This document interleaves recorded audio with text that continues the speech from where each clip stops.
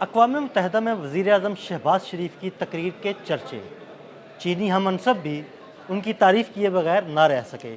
عامر بھائی سے بات کرتے ہیں اور ان سے جانتے ہیں کہ اس تقریر کی خاص بات کیا تھی۔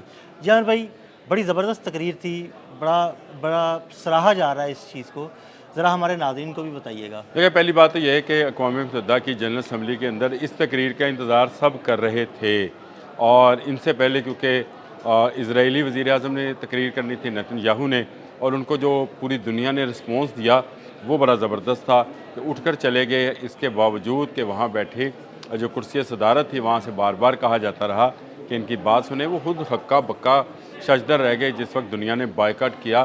اور اس کے بعد یہ تقریر تھی شہباز شریف صاحب کی، اور شہباز شریف صاحب نے کیا خوبصورت پیرائی میں، کیا خوبصورت انداز میں بلیو نہیں کرتا تھا کہ چاچو جو ہیں، مریم کے چاچو جو ہیں وہ اتنا زبردست بولیں گے۔ کس روانی کے ساتھ انہوں نے پہلے عربی سے اپنی تقریر کا آغاز کیا، پھر اس کے بعد انہوں نے جس طرح سے انگریزی میں اسرائیل کے بھارت کے لتے لیے اور جس طرح جنگ مئی کا ذکر کیا، سب سننے والا تھا۔ اور میرا خیال ہے کہ میں نے اپنی صحافتی زندگی کے اندر اپنے 28 سالہ اس کیریئر میں آج تک کسی وزیر اعظم کو اسمبلی میں یوں بولتے ہوئے نہیں دیکھا ہے۔ اس سے پہلے کوئی بولا ہو وزیر اعظم تو مجھے پتہ نہیں ہے جی۔ میں اپنے 28 سالہ دور کے اندر تو یہ کہہ سکتا ہوں کہ ایسی تقریر کسی نے نہیں کی ہے۔ اب آ جائیں اس بات کی طرف کہ ایسی کیا خاص بات تھی کہ اس کو سراہا جا رہا ہے۔ صرف چینی وزیر اعظم کے ساتھ تو ایک تصویر آ گئی ہے جس میں انہوں نے سراہا ہے، لیکن پوری دنیا سے ستائش کی جا رہی ہے، اور اس کی ستائش آپ نے ٹی وی پر براہ راست بھی ملاحظہ فرمائی جب انہوں نے ذکر کیا بہت ساری چیزوں کا۔ اب انہوں نے ذکر کیا فلسطین میں ہونے والے مظالم کا، انہوں نے ذکر کیا بھارت کی طرف سے پاکستان پر حملے کا، اور اس میں انہوں نے کہا کہ اس کی ناک توڑ دی گئی۔ اچھا، میرے لیے یہ بڑا دلچسپ لفظ تھا کہ اس کا جو تھا وہ توڑ دیا گیا بھارت کا۔ ناک آپ کو پتہ ہے جسم کا سب سے بلند حصہ کون سا ہے؟ ناک ہے۔ اور جب ہم اپنا ناک زمین پر رکھتے تو اللہ کی وحدانیت کا کہتے ہیں کہ یہ ہے، یہ اصل میں غرور کی نشانی ہے۔ اور آپ نے کبھی جہازوں کی فارمیشن دیکھی ہے؟ وہ ہمیشہ ناک کی طرح سے بالکل ایسے ہوتی ہے۔ اور ایک اور ناک بہت مشہور ہے، وہ ایک جانور کا ناک ہوتا ہے جی، جو سونگ کر جو ہے بتاتا ہے۔ S-400 وہ ناک تھا جس کو تباہ کیا تھا پاکستان نے۔ اب آئیں اس طرف، پاکستان نے پہلے نہ صرف ان کے جہاز گرائے بلکہ اس کے بعد وہ سونگنے کی حس جو میزائل اور جہازوں کو سونگ سکتی تھی، S-400 کے نام سے اس کی تنصیب تھی، پاکستان نے اس کو گرایا۔ تو کل جو 7 جہازوں کا ذکر کیا اور ساتھ میں ناک کا ذکر کیا، وہ اس جانور کا ناک جو ہے وہ والا ناک تھا جو سونگنے کی حس رکھتا تھا۔ اس کو جب گرا لیا گیا تب جا کر بھارت امریکہ کے قدموں میں گیا تھا کہ ہمیں اس جنگ سے بچاؤ، اور اس کے بعد امریکہ آیا، اور انہوں نے کل شہباز شریف صاحب نے اپنی تقریر میں ان کو نوبل پرائز دینے کی دوبارہ بات بھی کی کہ پاک بھارت جنگ رکھوا کر، لازمی بات ہے کروڑوں لوگوں کی جان جو ہے بالکل، جنگ وہ تو جنگ ہوئی جنگ تو جنگ ہے، اس میں یہ کبھی فخر نہیں کرنا چاہیے، اس کو روکنا چاہیے۔ ہم بھی امن کے لیے کام کرتے ہیں۔ کل شہباز شریف صاحب نے اپنی تقریر کے اندر بھی یہی بات کی۔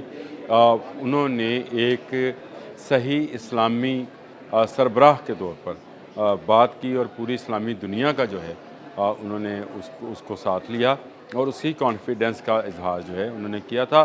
تو کل کی تقریر کے بعد چینی وزیر اعظم کی ملاقات، اور چینی وزیر اعظم کی ملاقات بنتی بھی تھی کیونکہ اس سے ایک روز قبل ہم امریکن جو صدر تھے ان کے ساتھ مل کر آئے تھے، تو اس کے بعد چینی وزیر اعظم کا ملنا عام محلہ ہے، کیونکہ چین ہمارے ساتھ کاند سانجھی ہو کہتے ہیں، کڑیاں سانجھیاں نے چین اور ہمارا بیرونی دنیا کی طرف سے ہم پر جب دباؤ آتا ہے تو کٹھے آتا ہے، چین پر بھی اور پاکستان پر، اگر کہیں سے ریلیکسیشن آتی ہے تو کٹھی آتی ہے۔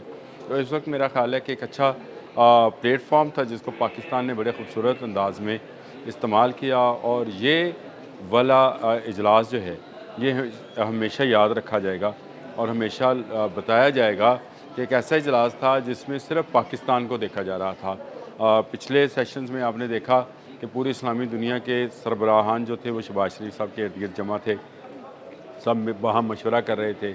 پھر ڈونلڈ ٹرمپ نے اسپیشلی وائٹ ہاؤس میں انوائٹ کیا، اور وہاں پر جو گفتگو ہوئی 1 گھنٹہ 20 منٹ میں، اس میں بھی بہت سارے معاملات جو تھے جو کہ تجارت پہ تھے، جو کہ بین الاقوامی سیاست پہ تھے، اور इसराइल और भारत की जो दूरंदाजियाँ हैं दूसरे ममालिक में, उस पर बात थी। दहशतगर्दी का ख़ात्मा था। अमेरिकन कंपनी को पाकिस्तान के अंदर दावत थी। ख़ुद डोनाल्ड ट्रंप साहब को भी दावत दी गई कि वो पाकिस्तान का दौरा करें। तो मैं ये समझता हूँ कि ये एक कामयाब सफारती दौरा रहा वज़ीर-ए-आज़म का और हमारे फ़ील्ड मार्शल हाफ़िज़ आसिम मुनीर का। इसमें हमने बहुत ज़्यादा गेन किया है। और वो जो ख्वाजा आसिफ ने ट्वीट किया है जिसमें उन्होंने कहा कि इस 2025 में हमने विन विन पोजीशन में रहे हैं हर तरफ से।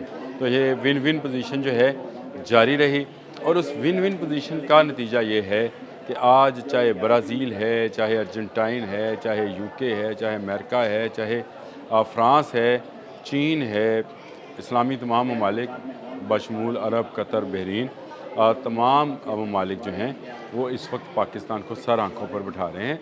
और पाकिस्तान इस अपने स्टेटस को पहली मर्तबा इतने सालों के बाद जो है इंजॉय कर रहा है।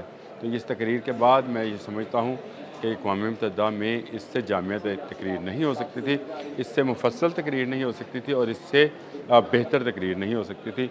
शहबाज शरीफ वाकई छा गए। मैं तो कहूँगा चाचू वेल डन कि आपने अक़वाम मुत्तहिदा में सही मुकदमा लड़ा, पाकिस्तान का भी और फ़लस्तीन का भी, और इसकी मुझे बहुत खुशी है। बहुत शुक्रिया अहमद भाई जी, बिल्कुल चाचू वेल डन। बहुत ही खूबसूरत तरीके से पाकिस्तान का और फ़लस्तीन का मुकदमा लड़ा। आमिर भाई ने बड़ी तफसील के साथ आपको इस तकरीर के बारे में बताया। अदील अहमद और आमिर रज़ा को इजाज़त दीजिएगा। अल्लाह हाफ़िज़। किस रवानी के साथ उन्होंने पहले अरबी से अपनी तकरीर का आगाज़ किया, फिर उसके बाद उन्होंने जिस तरह से अंग्रेज़ी में इसराइल के भारत के लते लिए और जिस तरह जंग मई का ज़िक्र किया, सब सुनने वाला था।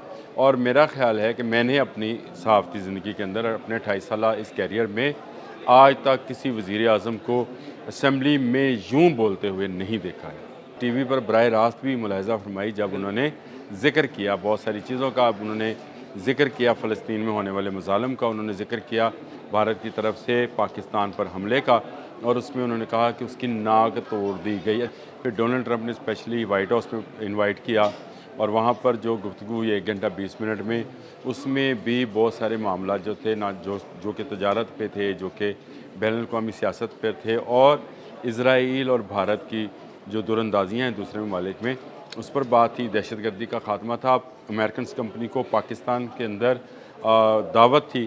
ख़ुद डोनाल्ड ट्रंप साहब को भी दावत दी गई कि वो पाकिस्तान का दौरा करें। और वो जो ख्वाजा आसिफ ने ट्वीट किया है जिसमें उन्होंने कहा कि इस 2025 में हमने विन विन पोजीशन में रहे हैं हर तरफ से।